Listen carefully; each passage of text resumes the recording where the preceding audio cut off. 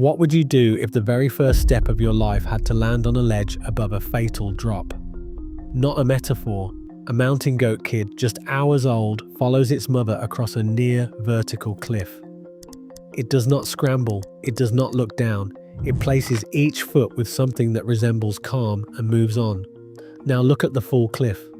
There are others, more kids, same ledges, same exposure. This is not one animal performing something remarkable. This is the species standard. Every kid, every spring, the footage is real. The explanation is close. Mountain goats, technically rupicaprids, not true goats, more closely related to chamois than to any farm animal, live on the most severe terrain in North America. The cliff face is not scenery, it is the resource. Mineral licks sit embedded in rock faces. Birthing ledges put newborns out of reach of wolves and cougars before they can run. What looks hostile to a human is simultaneously a food source, a nursery, and a fortress. The question is not why they go there. The question is how a newborn manages it on the very first attempt. The answer is the hoof, not its general shape, but the exact structure of it.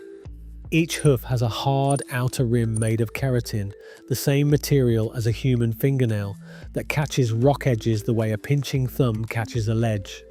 Inside that rim sits a concave, rubbery pad that deforms against stone on contact, filling microscopic surface irregularities and generating friction through shape, conformity rather than downward pressure.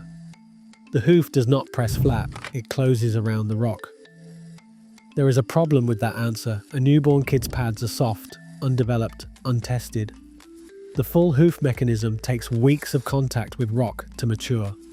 So what is actually protecting a kid on the very first placement before the adult system has formed? Here is where you have to slow the footage down mentally. Watch a kid take a single step. The foot does not come down flat like a shoe. The outer rim arrives first, touching the uphill edge of the rock, and the rim bites, catching a protrusion sometimes narrower than a pebble. Then the soft center descends to meet the surface.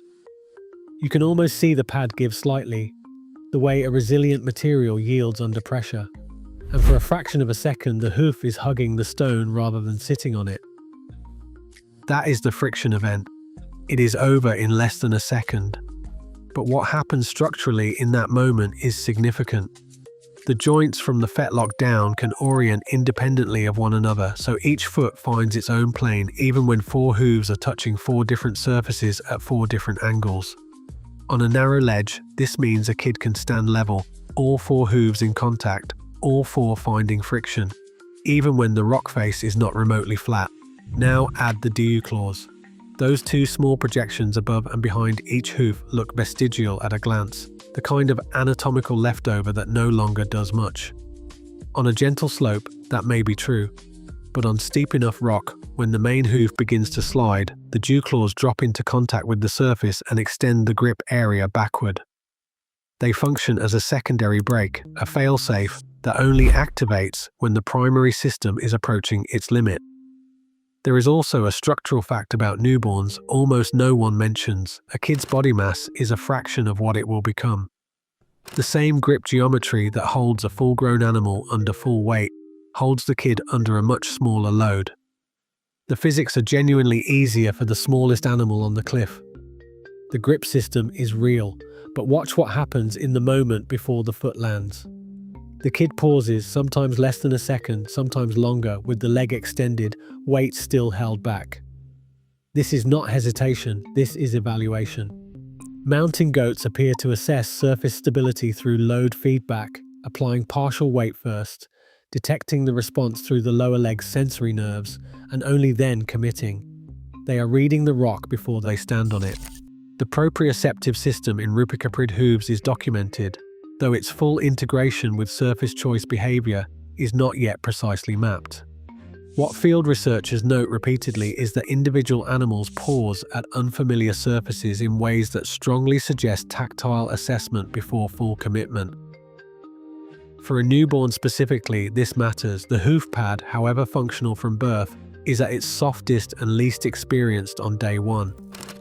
An adult's pad has been refined by years of actual contact with rock, developing texture and toughness that incrementally improves grip.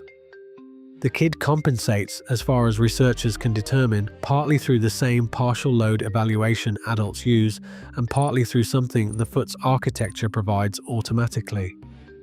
The hoof system does not require practice to produce basic function.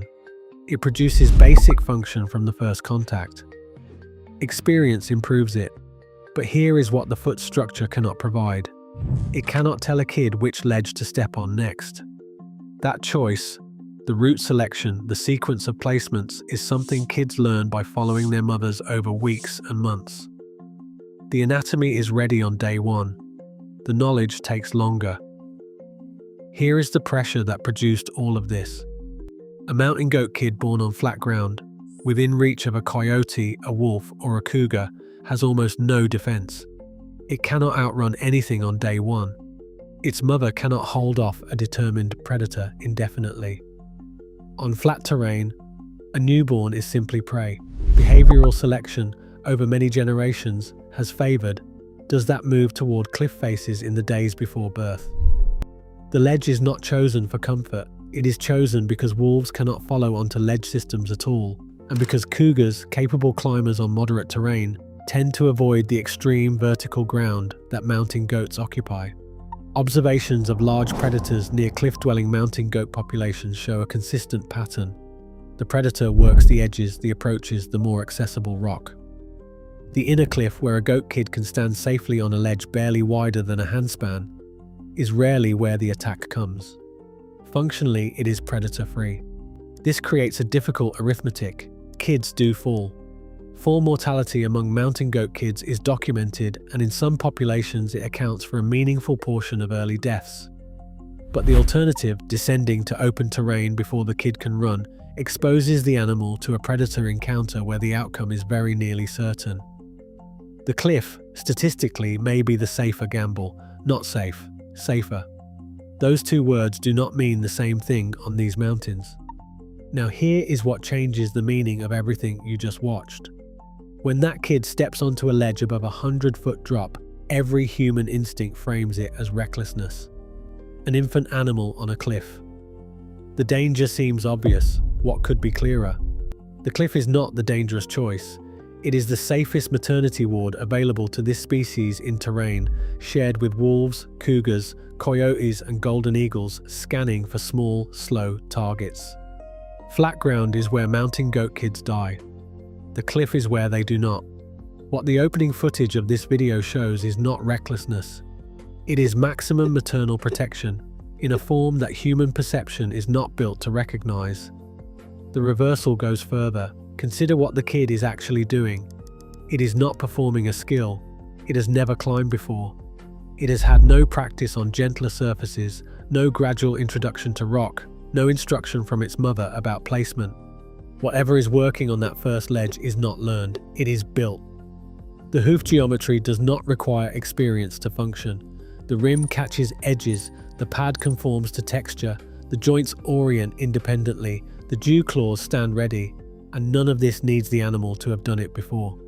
The system works on the first attempt because selection, over thousands of generations, eliminated every lineage whose anatomy needed a trial run. An animal that required practice to survive day one did not produce offspring on day two. This is what the calm means. The anatomy is not asking anything of the kid that the anatomy cannot already provide. The cliff does not register as danger, the cliff is simply where it is. Engineers working on climbing robots and on prosthetic grip surfaces have arrived at the same mechanical principle that the mountain goat has used for far longer than there have been engineers. The principle is passive compliance, a grip surface that adjusts to what it touches automatically, through the physical properties of the material itself, without needing active sensor input or motor correction in real time. The mountain goat hoof achieves this through the combination of a hard catching rim and a soft, deforming interior. The same principle that researchers developing robot foot systems for rough and unpredictable terrain have drawn on as a biological reference. Prosthetic research into grip surfaces that conform to irregular objects without requiring conscious user adjustment has engaged with similar soft pad deformation principles observed in hooved animals navigating technical terrain. The connection is not a metaphor. Passive compliance is precisely what the hoof does, not a loose description of it. What this means practically is that human engineering working on the problem of reliable grip on unpredictable surfaces without real-time computation, without practice on first contact, tends to converge on what selection solved millions of years before anyone thought to look at a goat's foot under magnification. The mountain goat did not invent passive compliance. Selection found it.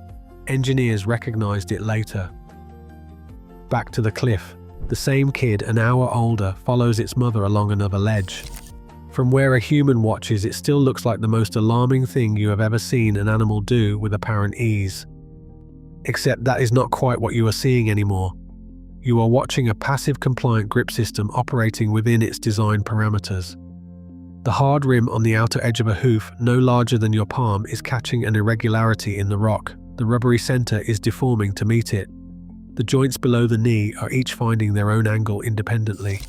The dew claws are ready if needed and probably not needed.